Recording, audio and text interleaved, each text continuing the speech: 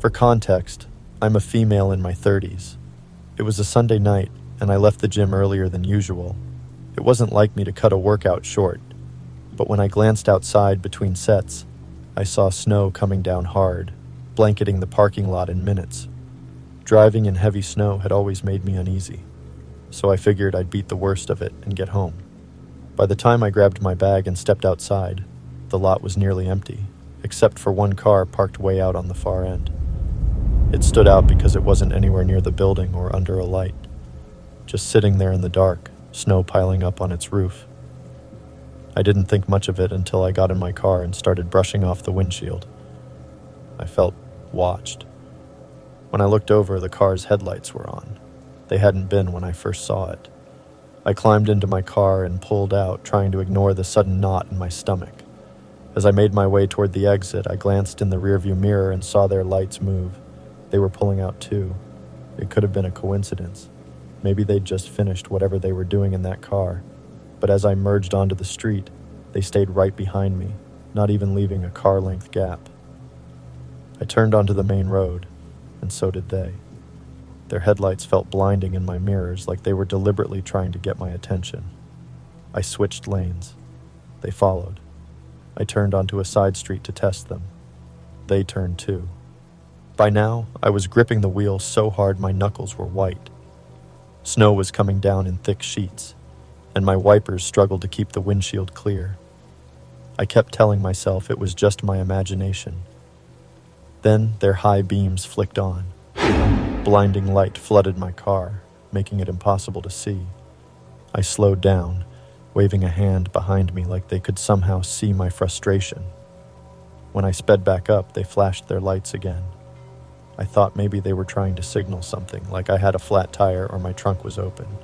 So, against my better judgment, I pulled over to the side of the road. But when I stopped, so did they. They didn't roll down a window or get out. They just sat there, lights glaring into my mirrors. No way was I about to step out and check. Instead, I pulled back onto the road and gunned it. That's when they rammed me. The impact wasn't hard enough to hurt me, but it sent my car sliding on the icy road. My tires spun out and I ended up in a shallow ditch. My headlights illuminated the road ahead. I expected them to drive off after hitting me. Instead, they stopped right in the middle of the road. The driver's side door opened, and someone stepped out. They didn't run over to check on me. They didn't yell or apologize. They just stood there. The figure was tall and broad, wearing a long coat that flapped in the wind. Snow fell all around them, but they didn't move, just stared. I grabbed my phone, my hands shaking, and called 911. My voice shook as I explained the situation. The operator was calm, promising to send someone out immediately. When I glanced back up, the figure was still there, but now they were walking toward my car, slow and deliberate. Then they stopped again. Before I could figure out why, a set of red and blue lights appeared in the distance. A police cruiser was coming down the road. The figure turned, walked back to their car, and got in. The second the cops got closer, the car sped off, disappearing into the snowy night. The officer checked on me, asking if I was hurt. I explained everything, and he nodded like this wasn't the first time he'd heard something like it. He said they had a similar report last night, and it sounds like the car is the same description. He called a tow truck for me and offered to wait until it arrived. I felt safer with him there, his cruiser's lights cutting through the storm. By the time the tow truck arrived, the snow had lightened up, and I was just grateful the whole ordeal was over.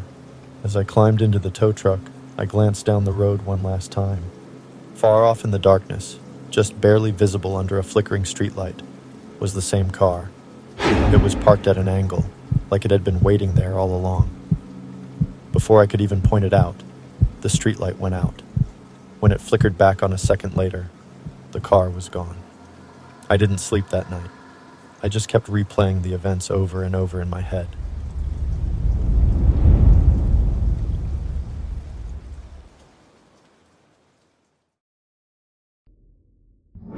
It was Friday afternoon and the weather service had just issued a blizzard warning for the next several hours. We got out of work and made it home right before the heavy snow hit, but by 7 p.m. the snow was already piled waist high against the windows. My girlfriend Alyssa and I were cozied up in our tiny living room, wrapped in blankets, watching TV. Our initial plan was to order a pizza for dinner, but with the roads practically impassable, no one was going to risk delivering in this weather. That's also when I realized we were literally out of any type of substantial food. That's when I made the decision. The 7-Eleven was just a few blocks away, and I figured I could make it there and back in 20 minutes. I'm an outdoors person, so a quick walk was nothing. Alyssa wasn't thrilled about me leaving, but I reassured her it would be fine. I bundled up. The snow stung my face the moment I stepped outside, but I was determined. The streets were deserted, cars buried under layers of snow, and streetlights barely cut through the swirling white haze. As I trudged along, I spotted headlights ahead. A car was stuck at the base of a small hill, its tires spinning hopelessly in the snow. I hesitated. Something about the scene felt off. But my better judgment was muffled by guilt. If it were me stuck out here, I'd hope someone would help. I approached cautiously, waving my flashlight to make my presence known. The driver's side door creaked open, and a man stepped out. He was bundled up, his face obscured by a hood and scarf. He gestured to the back tires, mumbling something about needing a push. I nodded and moved toward the rear of the car. That's when I noticed a second figure emerging from the passenger side. My heart pounded. The second man was holding something. At first, I thought it was a tire iron, but as he moved closer, the dim light revealed it to be a pipe. Before I could react, the first man lunged at me. I stumbled backward into the snow, but adrenaline kicked in. I swung my flashlight, catching him in the side of the head. He clutched his face, giving me just enough time to scramble to my feet.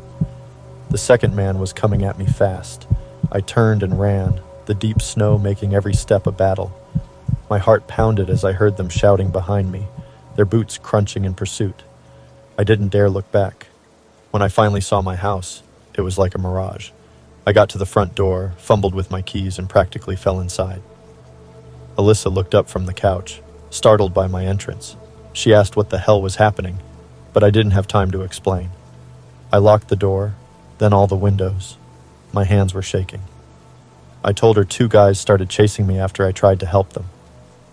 Before she could respond, there was a knock at the door.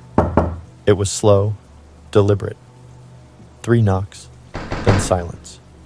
My blood ran cold. Alyssa grabbed her phone and called the police while I stood frozen, staring at the door. The knocks came again, louder this time. I crept to the peephole, but whoever it was had stepped out of view. It felt like an eternity before the red and blue lights of the police car cut through the storm. The knocking stopped. The cops searched the area but found nothing. No car, no men, just the faint outlines of footprints circling the house. The officers assured us they'd patrol the neighborhood and left. We double-checked the locks and sat on the couch. Alyssa was holding a kitchen knife while I held the flashlight like a weapon. I told her we were safe now, hoping it would help calm her. The night dragged on. Alyssa eventually fell asleep, but I stayed up, my eyes darting to the windows at every gust of wind.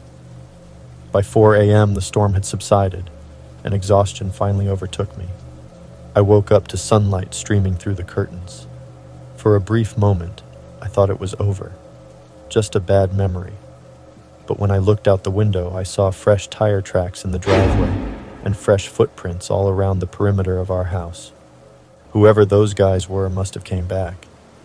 It looked like they went up to every window and door on the house and maybe tried to get in. I made another police report.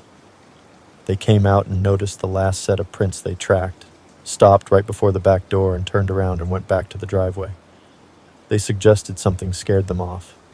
There hasn't been any more incidents since that night.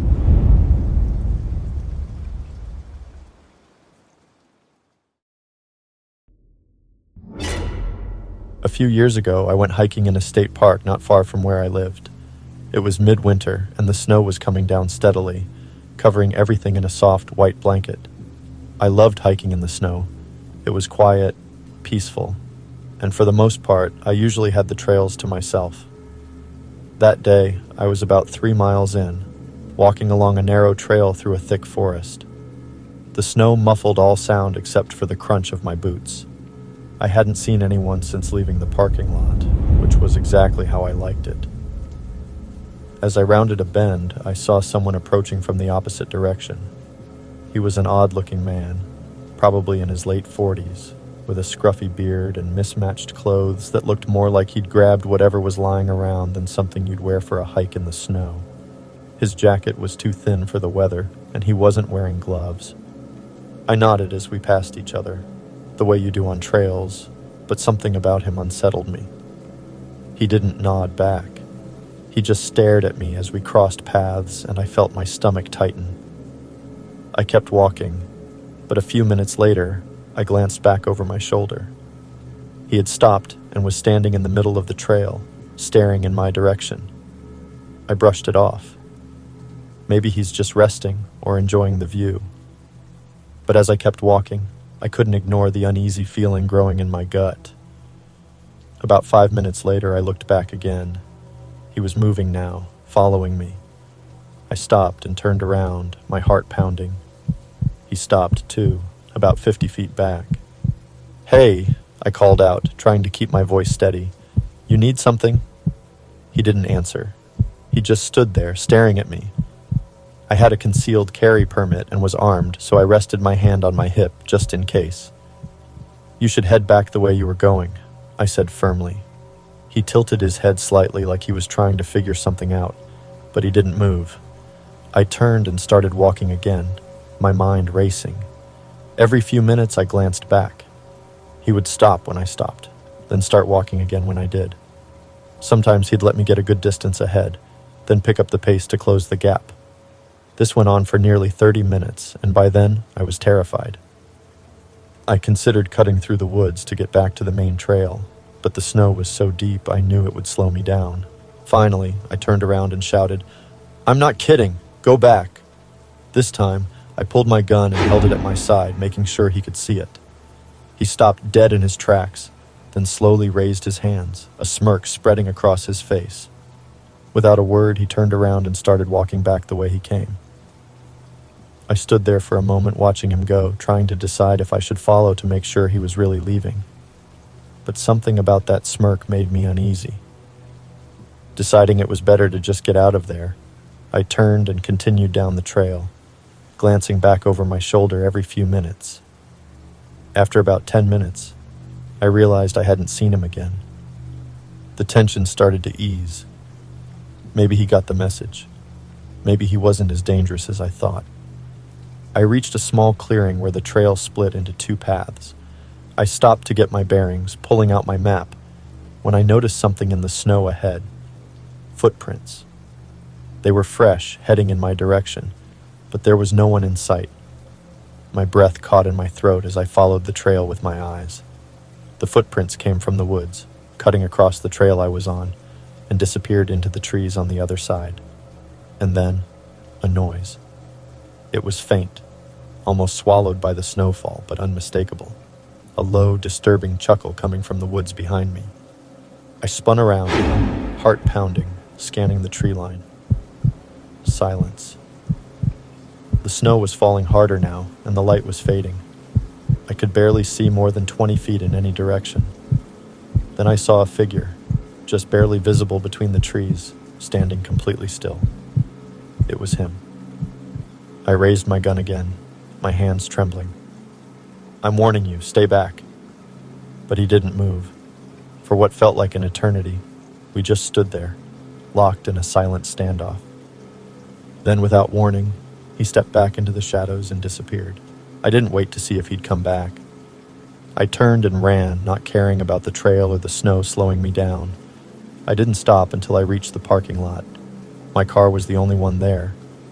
I jumped in, locked the doors, and peeled out, not stopping until I was halfway home. When I finally pulled over to catch my breath, I noticed something that made my blood run cold. There, on the passenger floorboard, was a wet footprint. Someone had been in my car because there is no way I did that. I drove off and got home as fast as I could.